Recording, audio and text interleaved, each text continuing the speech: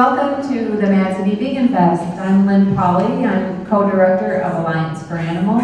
Here it's my honor to introduce Dr. Mary Clifton, who comes to us from Michigan State University, where she is an associate professor. She's also a solo internal medicine specialist with 17 years of experience in that.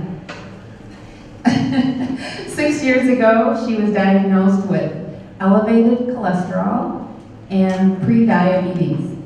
And as any of you who have ever been diagnosed with any kind of an illness, I'm sure you understand how overwhelming it is to hear about all the pharmaceutical options you have. But brilliantly, she decided to modify her diet instead, which led to her success story, which she'll tell you today. She and her daughter, I think this is so cool, Chelsea Clemens, who is an OBGYN in Manhattan, co-authored the book, Waste Away, W-A-I-S-T, Waste Away, How to Joyfully Lose Weight and Supercharge Your Life.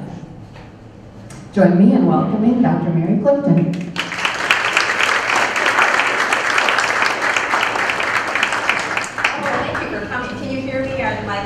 Well, everybody can hear. Terrific. Good. Should probably clap at the end. How do you even know? Start if you're going to even like me. I'm undergoing a bit of an identity crisis because I'm leaving my practice in Traverse City and relocating to Duluth. Just all of my stuff is in a truck, and I'll be up there in a couple of weeks after I do Veg Hawaii. And that's going to be fun, isn't it? I know it. I was so excited when they asked me.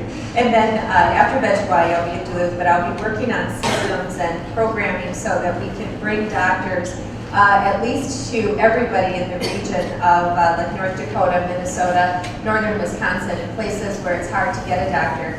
And then potentially working on that on more of a national level once we get it secured for our region. So I'm not in private solo practice anymore, but I will still have a whole bunch of people to talk to about nutrition as I move through my regular day, which is going to be really fun. And I'm so thankful every time I get offered to do one of these talks and I get to look at a room full of people that we can work together, all of us, and then all of you go out and talk to everybody else about changing their diets. So when I got sick 6 years ago, I really didn't realize I was sick. I went to the doctor and had my checkup, and he was very, very respectful and happy with the way I looked. And I was about the same weight I am now. He wanted to know what I was doing, how I was exercising. And then a few days later, he stopped me in the hallway and said, you know, everything looks good on your numbers except your sugar is 124 and your cholesterol is 211. You know, here I was in my late 30s with pre-diabetes. So I went home and read about it. With an elevated blood sugar, you're at risk of going full-on diabetes, a 16 times increased risk, and the likelihood of not being diabetic in the next 5 years is very low. And I knew those numbers, but I needed to confirm that. And then I started looking at everything we could do to prevent diabetes from coming. There's a whole bunch of different pharmaceutical options. And then there were some guys like Hornish and Barnard who were saying that you could cure yourself with a vegan diet. Well, that's crazy. I would never do that. Never compromise my life that way. But then I went through a couple of weeks of just being angry about this diagnosis. And then I had a vegan day. I wasn't really in control of my food. My milk had spoiled, and so I just had dry cereal in the morning. And then at lunch, I got taken to lunch, and I wasn't really in control of what I could order. And then at dinner, they didn't have my favorite cut of steak at the steakhouse, so I ended up having a pasta. And then in the morning, my sugars were down under 110 for the first time since my diagnosis. So I thought, well, I'll do this. I guess I'll just do this. And then virtually immediately, within 3 days, my sugars were consistently under 100. And now I'm back to high school sugars. So completely fascinating what it did to my metabolism. And now over the course of the last 6 years, I've worked with thousands of people in my practice, helping them streamline their health and get off their cholesterol pills. So it's perfectly okay to do that. And you'll have all the tools you need by the end of this visit to know exactly how to do it. But the first thing I needed to know when I was starting this was, what is a fat? And when you're eating fat, where does it go? What does it do? Because we all know where too much fat goes, right? But there's this metabolic level of appropriate healthy fats. So really what you want to think about is breaking your fats down into unhealthy fats and healthy fats and try to determine the sources where they come from. But the fats that you're using in a metabolic way are being used to create these phospholipid bilayers, these cell walls that surround all of the cells in the body. So every cell that you have has this wall around itself that allows there to be an intracellular environment and an extracellular environment. There's different levels of potassium and sodium. There's different proteins in the fluids on the inside and outside of the cell. And these bilayers are 2 layers of fats that tuck their ends together and create a nice tight surrounding on these cells. Well, your omega-6 fats are really unhealthy, inflexible, inflammatory fats. And we'll look at the sources of where they come from in a minute. Your omega-3 fats are your healthy, flexible, really squishy fats. And it's so important to get these healthy, flexible, squishy fats into your membranes because then the membrane is able to move and able to allow the transport of proteins and other things across the membrane. Through these transport proteins right here. Some data, some proteins that are created are actually created outside of the cell and transported into the cell, particularly in your central nervous system, in your brain. UC Davis has all kinds of data of proteins that are created outside the cell and then are required to transport across those proteins to get into the cell. And the problem is, they're long proteins, and as they're going into the cell wall has to be able to bend and flex a bit and allow that transport protein to get that protein across into the intracellular environment. And what UC Davis is finding when you're dealing with unhealthy high levels of fat in the diet, the transport protein is getting across the membrane a little ways, and then it's just getting stuck. It can't get all the way across. So the necessary data and information and cellular function contained on that protein is just sort of left hanging in the wall, and then it just breaks off. We think this is why you see so much trouble with memory and cognitive function in people who are following a high-fat, unhealthy American diet.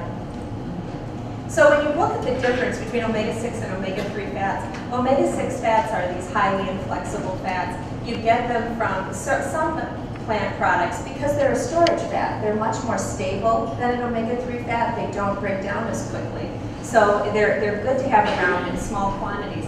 But in America, we have this high concentration of animal fats and much higher fried foods, and that's concentrating those unhealthy fats in your diet and then in your cell membranes. Now, when you're eating plants, beans, grains, you're getting a much healthier ratio of these fats, much more omega-3s. So omega-6s equal inflammation, inflammatory prostaglandins and leukotrienes. Omega-3s break down into these fabulous anti-inflammatory, very protective prostaglandins that specifically protect your kidneys and your heart very effectively. If you have a problem with pain, like headaches or arthritis or premenstrual syndrome, cramps, and you're taking a Motrin or an Aleve or a naproxen to manage that painful syndrome, what that does is knock out the enzyme right here in the pathway to breaking down all of these unhealthy fats. So if this kind of a medication works for you for controlling your pain, just getting rid of the animal fats and fried foods will be like putting yourself on a super Motrin every day, because you won't have those precursors to creating that inflammation. And that's what we found. Oops, I'm sorry. Sorry about that. That is really sensitive, Jimmy Crickets. See if we can get that out. Okay. So that's what we found in my office. We did randomized controlled trials on patients with fibromyalgia and with osteoarthritis and put them on vegan diets. The studies are pending publication, so don't be running around telling everybody. I didn't get it in the journal. But we were able to find really nice reductions in pain in both situations within 2 weeks of starting the diet. And over the 6-week trial, continued improvement. So the fats are a problem for inflammation. inflammation, but also there's a problem specifically with proteins, with the animal proteins versus a plant protein. And this was just elucidated in the last 16 months. So you folks, once you figure this out, you'll be on the cutting edge of being able to explain to people why your diet is so incredibly good for you. Because we find that when people are eating an animal protein and it gets into your small intestine, it results in these separations of the lining cells, the cell walls that line the intestine, and it allows pieces of protein, bits of bacteria that should be staying inside your tummy to migrate out of your tummy and out into your bloodstream. So these cells stand like little British soldiers, all perfectly straight, and one right up against another. But then when you're eating these inflammatory fats, the cells separate a bit, and some of these larger pieces of protein and bacteria cross. And oops, gosh, I gotta quit touching that side. This is the side I'm gonna keep my thumb on. That'll be the last time I make that error. So here's another picture, another illustration of this that just shows that these separate, and then the bacteria and the proteins are getting into your bloodstream. And your bloodstream hates that. Your bloodstream hates to have bacteria and protein pieces in it that don't belong there. So it immediately sort of wraps it in bubble wrap to keep you safe and protected. The body's mechanism of wrapping something in bubble wrap is to create a big immune response and cover that nasty thing with a bunch of immune globulins. And then it's all safe from you. But the problem is, after it's wrapped that bit of bacteria with immune globulins, you have this big bubble wrap particle that's swimming around in your bloodstream, getting stuck in your liver, in your spleen, in all of these small joints, and contributing to all the aches and pains that you're dealing with. So when you remove these inflammatory markers, inflammatory proteins, you can decrease that immune response. And the drug companies have known about this for years, but we didn't really understand the exact etiology. But we've known for years that with rheumatoid arthritis patients, they have high levels of immunoglobulins to certain bacteria that should be staying in your gut. And what they've been doing is giving people, things like all those injections, Humira, all those injections that you can take that suppress your immune system, with side effects of, tuberculosis or higher rates of certain cancers, when really what we need to do is tell them that if you just quit eating the meat and dairy, you're going to dramatically reduce the amount of bacteria that's translocating across your gut. So we can really do nice jobs. There's 14 studies now showing reductions in pain, cures of rheumatoid arthritis with dietary modification. Very exciting. And the same thing with type 1 diabetes. With kids who develop type 1 diabetes, 100% of them have very high levels of immunoglobulins to dairy, to cow's milk. So maybe if we can avoid exposing kids to that, we can prevent these immunoglobulins from being developed. Because the other thing they're doing, you're creating antibodies to proteins that are very similar to the proteins like us, because we're animals too. So when you create proteins that react to animal proteins, sometimes they cross-react to us. And that's probably contributing to a lot of the autoimmune conditions that we're seeing in our country. So we know, and you probably know, with very little reading about the value of vegan diet with heart disease. I mean, if you don't want to have a cholesterol plaque, the very first thing you need to have in your system to create a cholesterol plaque is cholesterol. And there's very traces of cholesterol in certain plant sterols, but there's no way to get cholesterol in your diet without eating it from an animal. So you see nice reductions in heart disease as you move toward a healthy vegan diet. You also see reductions in cancer. And that's from a slightly different mechanism. You saw the benefits from an inflammatory point of view. But in terms of cancer, I want you to think about this with me with dairy. When you're a little cow, when you're a little person, when you're a little baby, all of your cells are dividing. And it's very important to stimulate cell division.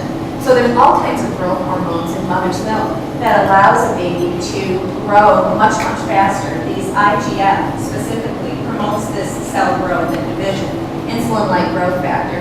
And when you have dairy, when you're consuming dairy, you actually have IGF in its full realized form. You don't even have to stimulate the body's own secretion of it, because a mother's milk is intended to grow a nice big baby.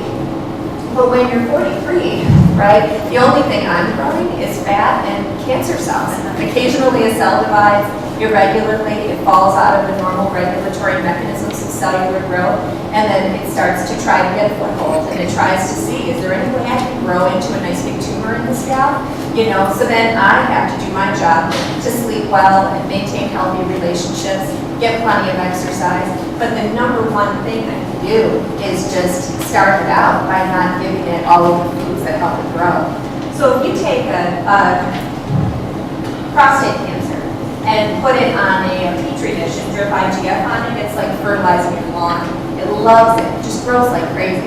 So if you look at the IGF levels in men and you look at their PSA levels, their prostate-specific antigen, the marker for prostate enlargement and a risk for irregular cells, it's a wonderful tracking, isn't it? I mean, those curves follow each other so nicely. And this is off Dr. Greger's website, but thanks to him for sharing this. But if you decrease IGF, with the plant-based diet. So this is why the problem is you're not really getting the cancer benefit if you just switch your proteins from meats over to eggs and dairy, because you're actually going to increase your IGF concentration when you go veg.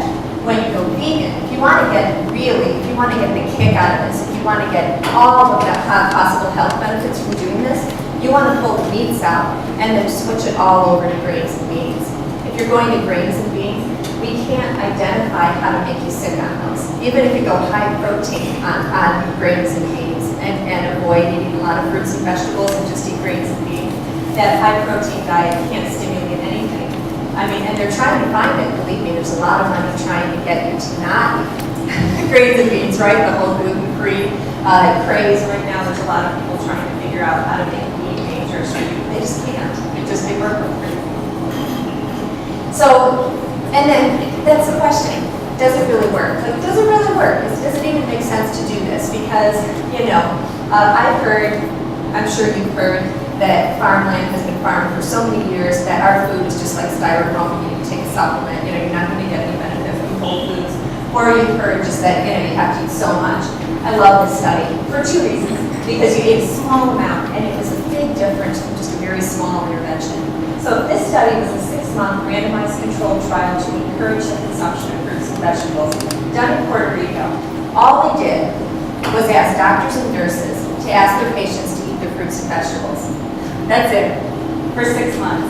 They did it for 690 people, adults, and fruit and vegetable consumption increased by 1.4 portions. Which, you know, 1.4 portions, I mean, that might be like one large apple. Literally, like an apple a day, keeping the doctor away, right? So just, or maybe a large banana, not much increase. But just that tiny increase resulted in decreases in systolic and diastolic blood pressure, increased plasma concentrations of alpha, beta carotene, beta-cryptosanthin, and ascorbic acid, such that the effects would reduce the cardiovascular disease in the general population. So what if you were like me, and you got sick, and you got freaked out, and then you decided to just go veg overnight? What would happen to your nutrition? It just is a night and day difference. But the way that the meat and dairy industry tries to get you to think that you're not going to get any benefit, they talk to you about cup versus cup. And if you look at things from a cup versus cup measurement, you'd be, my 12-year-old calls me a stoop, you know, because they're so, she's such a preteen. But, you know, stoop is what they say now for stupid. I'll get you're glam when you're glamorous, or gorge when you're gorgeous. But anyway, so she'll call me a stoop if I ever do something stupid. So you'd be a stoop to eat a cup of spinach because there's nothing there, right, compared to a cup of meat. But when you look at 500 calories of meat compared to 500 calories of spinach, there's actually more protein in the 500 calories of spinach. So not so stupid. But and this is the way you need to look at this. So in my books, we created nutrition comparisons of 500 calories a kilo compared to 500 calories of red beans and rice. You know, 500 calories, so you can see a calorie for calorie comparison. And would you believe there's actually more protein in 500 calories of red beans and rice than there is in 500 calories of kilo? But, so this is equal parts of tomato, spinach, lima beans, peas, and potatoes compared to equal parts beef, pork, chicken, and whole milk. And so you're looking at a pile of food versus a pile of food. And that's something to think about too. Each bite is lower in calorie. So if you go on this diet, you decide to take the leap and go on this diet, you're going to have to eat more bites of food, which doesn't break my heart. I would love to eat food, but you're going to have to be honest about increasing the number of bites you eat, or you're going to get hungry and then you're going to quit. You know, I tried that diet was stupid, I was always hungry. Well, if you portion control your diet, like we talked about earlier, you're going to really get yourself in trouble. So be careful about portion controlling. But anyway, look at these nutrients. If you have a cholesterol problem like I did, just quit eating it. You'll get traces of cholesterol, but you won't see this grotesque amount that you get in animal products. And the fats, people say, you know, I don't know about this diet. My doctor says I need healthy fats. I need to make sure I get a good source. You do get great healthy fat from this diet. You don't get that huge amount of fat that you really have to fuss over. And then your proteins stay really, really nice and stable and terrific, just gorgeous. And then it just goes crazy. Beta carotenes, wow. Dietary fiber is all in plants. There's no fiber in animals. And you might argue that this heme iron is more absorbable, easier for your body to use than the non-heme iron you're getting in plants. That's debatable, but you get more iron in plants, and you need this vitamin C to absorb this iron in your small intestine. So if you're eating animals, you're still going to have a hard time getting it absorbed anyway. And then my other favorite thing is the calcium. Look, almost double in plants. Tons of calcium across the plant community, but especially in beans, whole grains, dark green leafies, nuts, all over the place. So girls, don't worry about your calcium. And the World Health Organization, actually, without the influence of the dairy industry, the AMA recommends, right, what is it, 2,000 milligrams of calcium a day? All of a sudden, that's escaping me. But the World Health Organization recommends just 400 milligrams of calcium a day for women. And they actually went through all the studies and weren't able to support a recommendation higher than 300 milligrams. But they know that it's very important for women to not experience a fracture, particularly in developing countries. So they raised their recommendation to 400. Isn't that interesting? Do you know how much protein the World Health Organization says you need to have in order to be healthy? What have you guys heard here? 60, 45 milligrams, tons of protein a day. World Health Organization, 22. 22 is all you need. So maybe you're thinking, I'm not going to do what she did. I'm not going to go vegan overnight. Everything in moderation. So I want to think about moderation if you on a global scale. This gets interactive. So if you were thinking about moderate meat consumption by country, I mean, right here in the U.S., you get told you should put your meat in the palm of your hand, right? 4 to 6 ounces, that's a good serving of meat here in the U.S. What would you think a high-consuming, meat-eating male or female would eat if they were in France and Germany? What would be high consumption there? Did you remember? No. Anyone have an idea? 3. Well, good for you. In Europe, 2 to 3 ounces. 2 for women, 3 for men is considered high consumption in those countries. If you're in in Africa, 1 ounce a day is a high consumer. If you're in Asia, far, far less than 1 ounce a day and are highly productive, very, very thin and super healthy Asian friends. So I want you to think it's okay to go veg. It's perfectly okay to reduce your meat consumption and stay very, very healthy. If you fit your meat into that circle you made with your thumb and your forefinger, just like Dan Draper's doing here, it will get you to 2 ounces a day. If you're a man, your hands are bigger, it will be up at 3 ounces a day. Now this is not like my brother said, you don't fit a hot dog in there. That is absolutely not. Just set that over your meat. That's a great new starting point. And then surround your meat with more grains, more beans, and more vegetables to get a really nice, beautiful plate of super healthy food. So if you're going to do this switch, the first thing you start to think is, I'm going to keep a food log. I'm going to write everything down that I eat, and then I'll go over it. In reality, you don't need to do that. You just need to look at the last 24 hours. And if you're working with patients, or if you're just working to get your own self under control, this 24-hour food log gives you great data. Write down breakfast, lunch, dinner, all of your snacks, and then any drinks you have besides water. And then you can see how your food lays out. And then look at it as animal, non-animal, and processed. And then you can start to think about changes. Because the problem is with thinking that, I'll have people come into my office and I'll say, what do you have for breakfast? I have protein for breakfast. Okay, well, I don't eat protein, I eat food. So what is protein? Well, I have an egg. Well, okay, eggs are 85% calories from fat, right? From that fatty yolk. So really you're having a big fatty breakfast, and it's a whole bunch of those unhealthy omega-6s. So can we try grain protein, like a kashi cereal or a steel ground oats? Then we can get them converted. But a lot of people too, and I think this is part of my problem, that if you see food, you know, enough healthy food, you think that you've actually eaten it. So if you come home and you buy a batch of bananas, right, and you put them on the banana hook, and then you walk by them 65 times that week, and you throw them in the garbage, they didn't actually get in. You know, you didn't eat them. But I do this all day. My Facebook page is covered with stuff, and I mean, I look at food all day, and then I think probably my diet that is falling into this problem.